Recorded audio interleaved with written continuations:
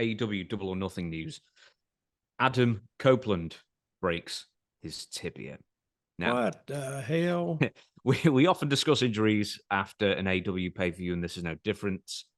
Although this person doing the ill-advised stunt is probably not the first person you guess who will be doing it. So you saw what happened. He was facing Malachi Black in a cage match. You saw the footage. You saw his explanation of said footage. What did he say and what happened? He got on top of, was it a cage? 12 foot. And I'll tell you how I know it was 12 foot. I took a screen grab of it, took a photo of it on my computer, and then I took a little cutout of edge, and then I went, doot, doot, and it was two edges. I mean, he was Adam Copeland. He was hunched over a bit, so I thought that's about 6 foot. And it was exactly to Adam Copeland, so about 12 foot high he jumped from. Well, I've been predicting, and you have too, that actually AEW is going to have a death one day. Something is, they keep doing these crazy spots from different heights. But Adam Copeland got on the top of the cage, and there was Malachi Black laying on the table, right? Mm-hmm. And he was going to jump off. Now, everybody knows that you got to dive this way to stretch out and reach the table. Well, he didn't do that. I don't know what happened. I think he had a brain fart, brain freeze, or something, and he jumped straight down. Now, and I did a little research on Mr. Edge before we went on today. He's 50 years old, I think. And when you get to be 50, he's at least 47, I know. I read, may have been a mistake. I read 50. But no, he's 50. He's 50. He'll be 51 in October. So even though he said, he came back and said, I don't know what happened. I froze. Well, you got a broke leg now. And isn't this the second guy who has a broken leg because of that? Remember the other guy jumped off the ladder? Yeah, Dante Martin. Yeah. And his shin went. Ugh. Have we seen him since? Yeah, it took him over a year to recover. Adam Cole did a far smaller thing. He jumped off the rampway, running to interfere in a match, I think, and he shattered his ankle the exact same way. So it can happen from a lot shorter. No kidding. And Adam Cole, what does he weigh? Like 150 pounds, maybe. Yeah, he weighs more than that, surely. But you think he don't weigh much more? About 180, I would say. He probably weighs that. But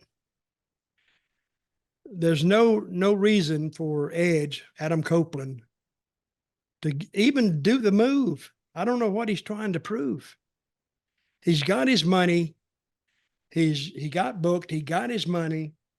He don't have to work 6 nights a week like he was doing in WWE. And he's making money, but he wants to get on the top rope. And I'm only blaming him for this. Nobody else but him. Nobody didn't lift him up there and push him off.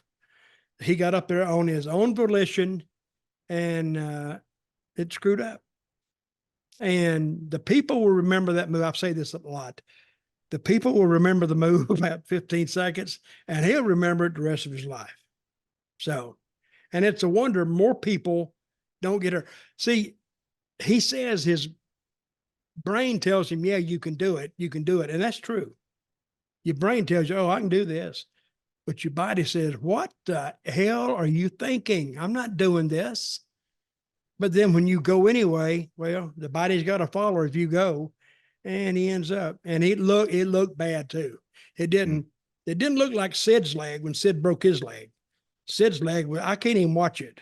It's so bad. It went straight out. Oh my God. But you could tell he was hurt. Sid was hurt, but you could tell Adam Copeland was hurt the way he landed. So I hope he gets better, and we'll see him when he gets back. Have you ever seen I have anybody never climb? I know you've never done it. I'm not. If somebody even suggested to me, can you jump off that top cage? I said, yeah, I can, but I'm not going to. Why not? I said, I don't do that. I don't, I'm, first of all, I'm afraid of heights. If I get over 6 feet, screw it. I'm not doing it. And, if you would have to hoist me up there, you'd have to put a harness on my back and hoist me up there, then take the harness off and then have somebody push me. But by that time I'd be trying to be crawling down. I'm not doing that stuff. Have you ever seen someone like get on the top of the cage and then get up there and go, "Oh, I'm not feeling this," and climb back down again? Because I mean, how can you do that with thousands of people cheering you on? I didn't get on the cage. I got on the top rope and I got up there and I went, uh-oh. People laughed because it was a shoot. I said, screw this. And I got down off the cage and they laughed because they knew exactly what happened. But I got up there and I went like this, whoa, whoa. Then I turned around real slow and worked my way back down. But that would be good. You put them on the top of the cage, then they come back down. That's a good spot. We need to remember that. Jimmy Snuka's to blame for all this, isn't he? He did it. It was amazing. And the thing is, you look at when he did it, that cage was probably only about 7-8 feet. Hey, we've never talked about Jimmy Snuka and that little incident he was in. I think we have. Nothing too in depth, but we've made mention of it. I remember talking to Don Morocco about that, and the police talked to him the next morning in the same hotel because he was staying in the same hotel. Talked to Don Morocco? Yeah, I mean, he probably talks about it's a lot of people. We're not changing the subject, folks, but Vince showed up that night. There's a theory, isn't there? There's a theory that a suitcase full of money was given to somebody. No, I didn't hear the suitcase full of money, but I did hear that Vince showed up that night and used his influence to somehow go light. And there was no evidence that he pushed that girl. It was just what people thought. But who knows? There was evidence that she was forcefully shoved rather than fallen, then she fell over. And there was also evidence that she suffered longer term abuse as well. So I think there was evidence of a pattern. Okay, let's go back. I'm not a lawyer or anything, but I'm gonna contest you on this. What evidence would you have that shows she was pushed? How would you know that? Instead of falling over? I mean, probably the degree of blunt force trauma, I guess. If you trip over, I mean, how are you going to trip over backwards for starters and then sort of generate that amount of force? I figure. I'm sorry. We'll leave it. Your answer is denied. Well, we'll leave it there. Adam said, back to Adam Copeland, said that he got cocky and his brain forgets what his body always seems to remember too late, and his body pulled the emergency brake. So you hinted at it before. I think you pretty much said it, but just to clarify, do you think that he intended to do a splash or an elbow, and then when he got there, he's just because when you're 12 foot, you must worry you're going to over rotate or something if you dive off. You're just diving straight, I guess. Wouldn't that be the way to break a table? How you going to break it? You going to jump right on the guy's stomach with your, you got to measure that impact out, and it's better on your body than just on your feet. Mm-hmm.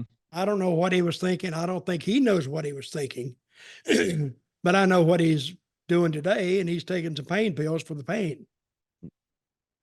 He also won the match. Just before I mention this, he did actually still manage to put Malachi Black through the table. So at least he put enough force that it didn't look completely. So imagine if he jumped on his feet and then bounced off and went, bleh, bleh, and then the table didn't break. Oh, yeah. That would have been amazing. I would like to see the end of that match. He finished the match? He finished the match. He gets the pin, yes. And aiding him in his victory against Malachi Black, Gangrel made a return. David Heath. Yes.